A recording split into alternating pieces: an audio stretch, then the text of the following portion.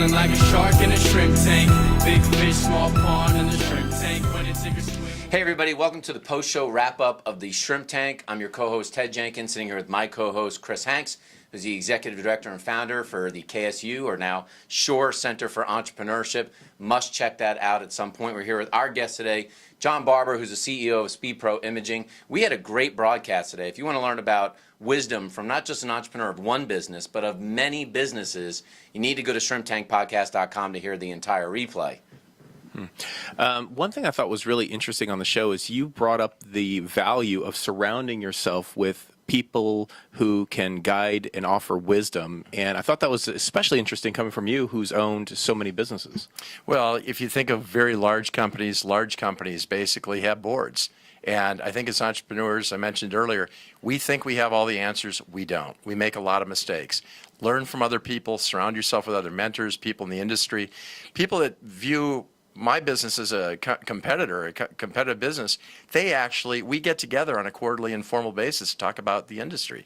So we can all learn. We never stop learning. Chris, that's why you're helping budding entrepreneurs at Kennesaw State. I applaud you for your efforts and what you're building over there. But it's the same as an entrepreneur, young or old or in the middle of your career. You got to surround yourself with other people so you don't make every mistake over and over again.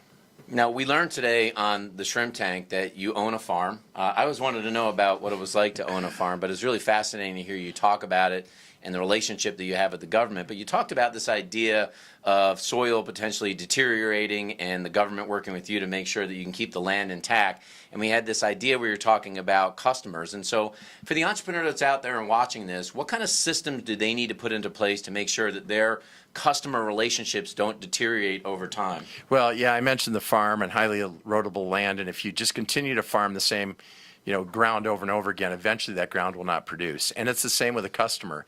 If you take a customer for granted, if they place 5 or 10 orders, what I like to do is just send even snail mail. I just like to send a little card, SpeedPro letterhead, that just says, "Thank you for your order. I really appreciate your business." I don't even ask for another order. And guess what happens?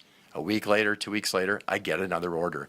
It really comes down to follow-up, follow-through, and a commitment to treat everybody, whether it's a $50 order, a $50,000 order, treat them all with respect, dignity, and like they're the most important customer in the world. So, and another concept that we kind of touched on the show is about differentiation, and how do you separate yourself and make you unique? Well, a lot of people have HP flatbeds. This is a little plug for Hewlett-Packard, and latex printers, and big ESCO routers. Anybody can set up a studio if they have enough capital. The reality is the people on your team have got to understand the customer comes first. If we make a mistake, and it happens from time to time, don't question whose fault it was. Fix it. Take care of it. We talked earlier on the show about a painting company and a house that burned down, and the painter ended up getting referrals from the house that burned down. That's a great story, and I don't have any stories like that, thank goodness. But if we make a mistake, we don't question it. We fix it. And that just builds credibility and validation that, we're going to stand up to our word and our product. I think that's important in every business vertical. Chris said if we refer more kids to Kennesaw State, he will burn your house down too. So that's no problem. I don't want the name of that printer, however. Well, thanks for coming on the broadcast today. Really great wisdom for people that are watching today. And for people that want to learn more about your business, they maybe want to hire your printing company. They need to wrap a truck. They need to put a sign on a building. How can they get in touch with your company? Well, the easiest way is to check out our website, which is speedproatlanta.com, www.speedproatlanta.com.